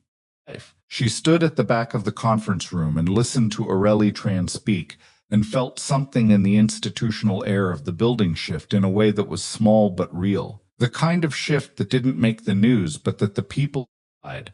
A building felt a change in what was expected and what was possible. Dr. Holt formally reinstated her with a letter that acknowledged the administrative leave had been improperly initiated, and that her record had been corrected to reflect this. He said this in his office on a Wednesday morning, and the letter was official and institutional and correct. And after she signed the acknowledgement, he said something that was outside the official and institutional and correct, which was, I should have pushed back harder when they told me to suspend you. I knew something was wrong, and I told myself I didn't have enough information to act. That was a failure of judgment, and I want you to know I understand that." She accepted it, not because it was sufficient. It wasn't entirely, but because she recognized a person doing the specific hard thing of admitting a failure of nerve without dressing it up, and that deserved something. "Next time you know something is wrong," she said. "Trust that you know." Nodded. Came. After Holt's letter was a proposal, which he presented in the same meeting, that she lead a new emergency response coordination program being developed jointly by the hospital and the Regional Emergency Management Office. The program would coordinate mass casualty response, staff training, and interagency communication protocols. It was an administrative role with a clinical component, which meant she'd still work shifts, but she'd also be building something, training, other people, writing protocols, making the kind of system-level changes that meant the next mass casualty event didn't find a hospital short-staffed and underprepared. She sat with the offer for anyone, not Donna, not Farida, not even Warwick, was that leaving the military had not been a clean decision. She'd told the truth when she said she'd left, because she wanted to save lives, instead of take them. That was true and it mattered, and she didn't disown it. But the full truth was more complicated. The full truth was that she'd left because she'd reached a point where the weight of the work had started to exceed her capacity to carry it in a way that didn't cost her something fundamental. And she'd had enough self-knowledge to recognize that moment and move before it took something she couldn't get back. Nursing had been the right choice. She knew that the ER at St. Victoria, the ordinary days and the extraordinary ones. Ruth Gallagher asking if she'd keep her foot, Marco, the 11-year-old with the tension, pneumothorax, Felix furious about his ribs, the 17-year-old in her first panic attack, who needed 30 minutes of someone taking her seriously. All of it mattered. All of it was real. But she'd also noticed in the months since the warrants and the arrests that the part of her that had gone quiet when she took the nursing job had been doing something other than resting. It had been waiting. And what the past several months had shown her was that the skills she had and the work she wanted to do weren't in opposition. They were the same thing at different scales. She took the position on a Thursday afternoon, signing the offer letter in Holt's office, with the particular feeling of someone who has found the right configuration of something they've been holding awkwardly for a long time. The public disclosure happened in April at a community forum that the mayor's interim office organized as part of the mandated response to the investigation. It was held in the community center on Red Haven's east side, a large underfunded building with fluorescents and fold-out chairs that was packed to standing room, with people who had been waiting for an event that acknowledged publicly that something wrong had happened in their city. Maya hadn't planned to speak. She was there in her professional capacity, sitting with the hospital's contingent near the middle of the room, while a succession of officials gave statements and accountability frameworks and timelines for reform. Someone in the audience, a woman she didn't recognize, middle-aged in a work uniform with a laundry service, stood up during the public comment section and said, in a voice that was controlled, "But barely what I want to know is why it took this long." We all knew, everybody in this room knew something was wrong. People were paying to stay out of trouble. People were scared to file complaints. And nothing happened until someone decided not to be scared. So my question is, what are you going to do so that next time ordinary people don't have to fight like that just to get someone to listen? The room was very quiet. The interim city manager at the podium said something about oversight structures and accountability protocols that was technically responsive and substantively insufficient. And Maya felt the room's collective dissatisfaction with that answer as a physical thing, a kind of tension that had no place to go. She stood up. She hadn't planned to. She was aware of that, aware of the unplanned nature of what she was doing, which was unlike her, and aware that she was going to do it anyway. My name is Maya Bennett, she said to a room that she knew, some portion already knew, because her name had been in the news in the way that names got into the news when they were attached to things that moved fast and publicly. I'm an emergency nurse at St. Victoria and the new director of the Emergency Response Program. And I want to try to answer that question honestly, because I think she deserves an honest answer. I wasn't fearless, she said. I want to say that plainly because I think the version of this story where someone just decides not to be scared and everything gets fixed is not useful. I was afraid of what would happen to my job. I was afraid of what Cole might do. I was afraid of what it would cost. But I kept a notebook anyway because I'd learned from work I did before nursing that the only reliable counter to systems that suppress accountability is documentation that can't be suppressed. That wasn't bravery. That was training and stubbornness. To believe that the person telling me nobody was more correct about my value than I was. She paused the answer to her question. She said, "Isn't a new oversight structure, though we need those too?" The answer is that the next time ordinary people fight like that, they shouldn't be fighting alone. There should be systems that take their complaints seriously. There should be compliance functions that protect reporters instead of burying them. There should be chains of accountability that lead back to the people causing the problem. And when those systems fail, and they will fail, because systems are made of people, and people fail, there should be other people who are willing to write things down and refuse to stop writing. She sat down. The woman in the laundry uniform nodded at her across the folding chairs. The room held the applause for longer than Maya would have expected. She found Tomas Garza afterward outside in the parking lot loading equipment back into his truck. He'd been at the forum and she'd seen him in the back, but they hadn't spoken since the investigation became public. "That's Bennett," he said when he saw her. "Just Maya," she said. He shook his head slightly, and she could see from his expression that there was something he'd been carrying that he wasn't sure how to put down. I should have said something," he said, "when you were filing the complaint. I should have backed you up." "You have 3 kids," she said. Yeah, he looked at the truck. "Doesn't make it right that I didn't." "No," she said, "but it makes it understandable. And you don't owe me anything for understanding that." She paused. "You owe Cole's operation where you owed restitution in the case." "There's a process," he said, "the federal case, that victims could file for restitution. I don't know how much of it I'll actually see." He shrugged, not dismissively, but realistically, the shrug of a man who has learned to calibrate his expectations of systems. "But nobody's taking money from me in a parking lot anymore," I said. He extended his hand. She shook it. "My wife wants to give you food," he said. "Every time you come to the truck. For the rest of your life," is what she said. "Tell her I'll take her up on it," Maya said. In May, Councilmember Harmon was indicted on 9 federal counts, including conspiracy, bribery, abuse of public office, and aiding and abetting obstruction of justice. The indictment named 4 members of his staff and 2 of his outside contractors.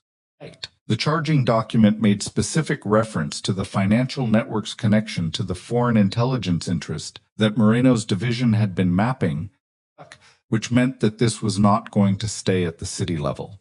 This was going to be part of something larger and more visible, a thread in a federal investigation that was only beginning to understand its own shape. Harmon appeared on the courthouse steps after the arraignment and made a statement about looking forward to being exonerated. And then he went home and 2 weeks later hired a new attorney because his first one withdrew from the case after reviewing the discovery materials, which was a detail Maya found satisfying in a quiet, factual way.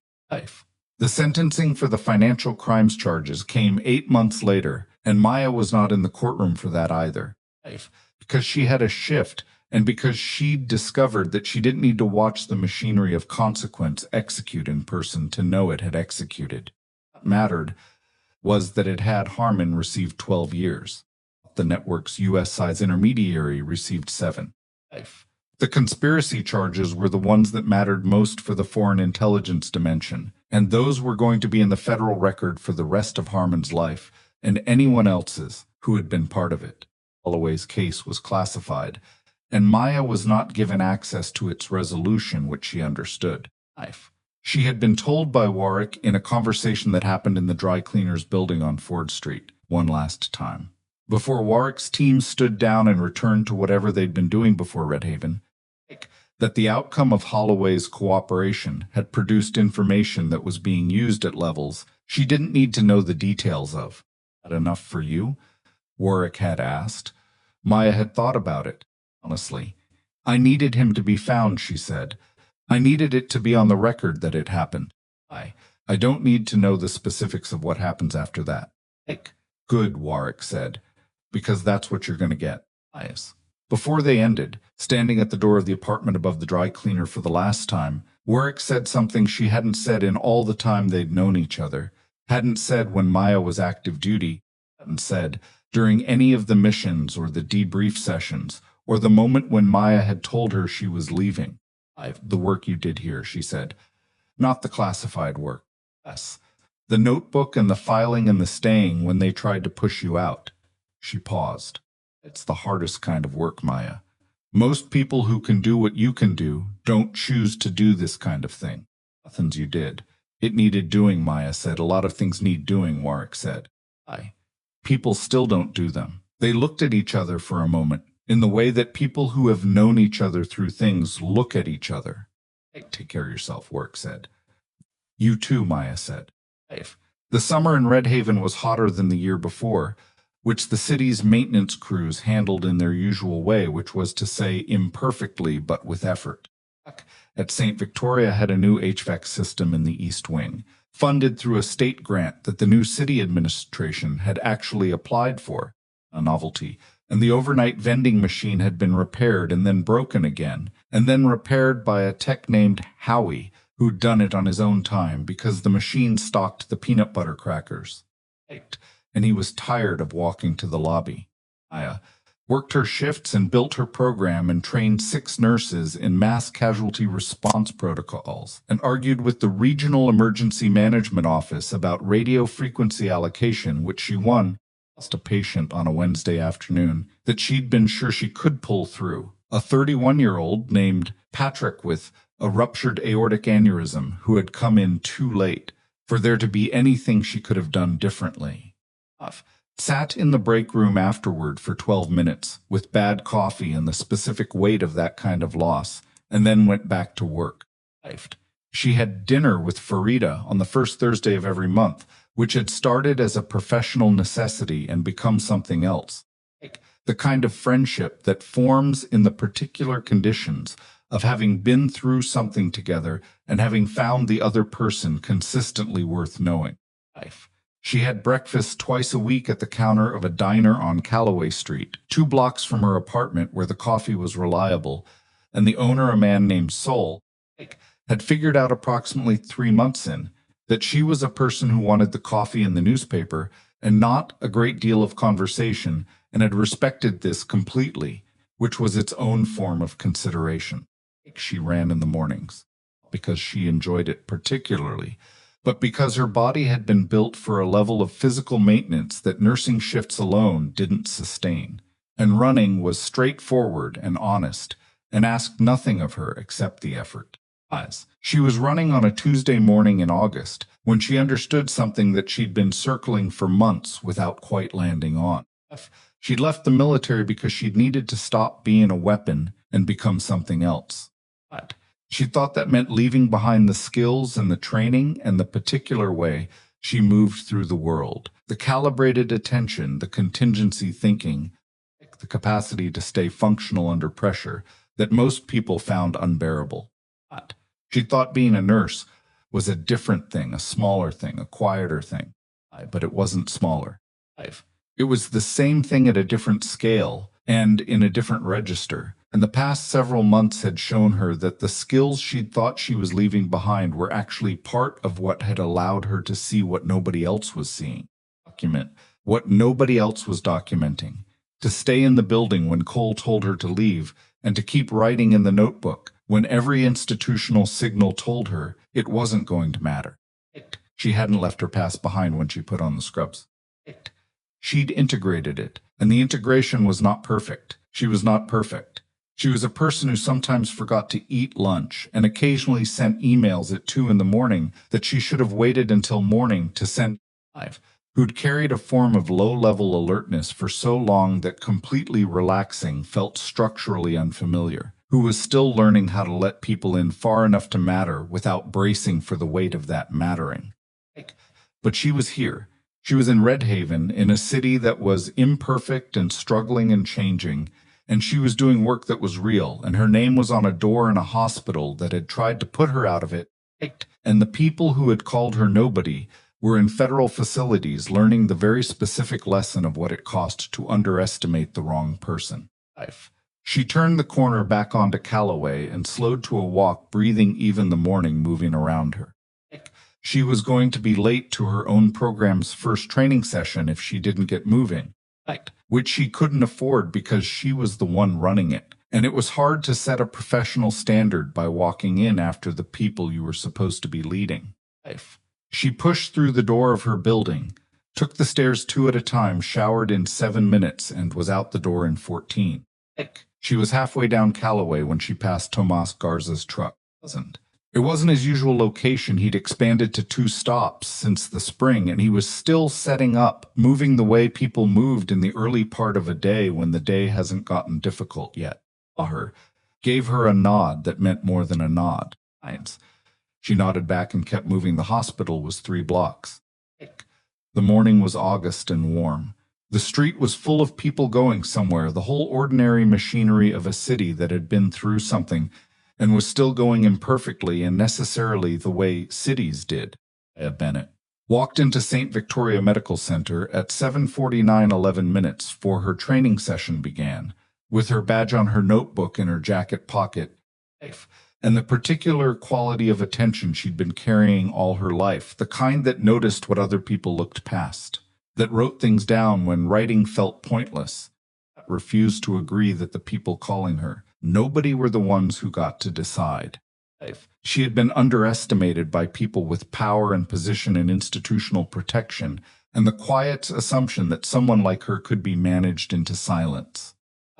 She had been called a civilian, a nurse, a nobody, a woman who didn't understand how things worked. And she had answered every one of those assumptions the only way she knew how, by knowing exactly who she was, and refusing to let anyone else's smaller version of her become the version she lived inside. The ER was already moving by the time she got to the training room. She could hear it through the wall's monitors' voices, the specific rhythm of a place where the work never fully stopped.